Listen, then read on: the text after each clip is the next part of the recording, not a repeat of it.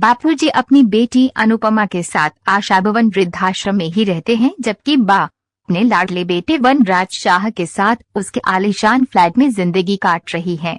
जहां एक तरफ बापूजी के वृद्धाश्रम में कई दोस्त बन चुके हैं और वो फुल मस्ती के साथ जीते हैं, वहीं दूसरी तरफ बाप पूरे वक्त वनराज के फ्लैट में अकेली घुटती रहती है।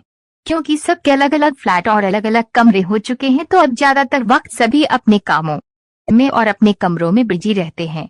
लीलाबा अकेली ही दीवारों को देखती हुई उस सन्नाटे को महसूस करती रहती हैं, जिससे उनका कभी कोई वास्ता नहीं रहा है। लीलाबा अब अकेली बैठी उस वक्त को याद किया करती हैं जब शाहनिवास में पूरा परिवार एक साथ रहता था और हर वक्त लोगों की हंसी ठिठोली की आवाजें गूंजा करती थीं। लीला अब यह सोचती रहती है कि वहां अनुपमा के वृद्धाश्रम में सब कितने खुश हैं। बापूजी कई बार वृद्धाश्रम से ही फ्लैट की बैल्कॉनी में खड़ी अपनी लीला को निहारते रहते हैं। अनुपमा उनसे पूछती है कि जब उनकी खुशी बाप के साथ है तो वे उनके साथ जाकर क्यों नहीं रहते। इस पर बापूजी जवाब देते हैं कि एक उम्र के बाद बुजुर्गों को बच्चों में चुनाव करना पड़ता है। उसने अपनी बेटी को चुना और मैंने अपनी बेटी को। जहां वनराज के पास पैसा बहुत है लेकिन खुशियों की कमी है, वहीं वृद्धाश्रम में अनुपमा के पास खुशियां ढेरों हैं, लेकिन अक्सर उसे पैसों की किल्लत का सामना करना पड़ता है।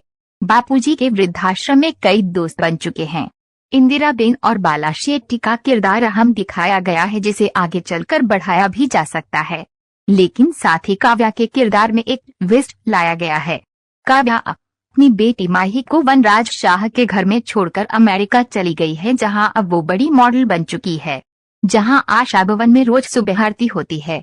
वहीं दूसरी तरफ वनराज के फ्लैट पे पाखी सुबह सुबह तेज म्यूजिक चला लेती है, लेकिन इससे वृद्धाश्रम वालों को खास फर्क नहीं पड़ता।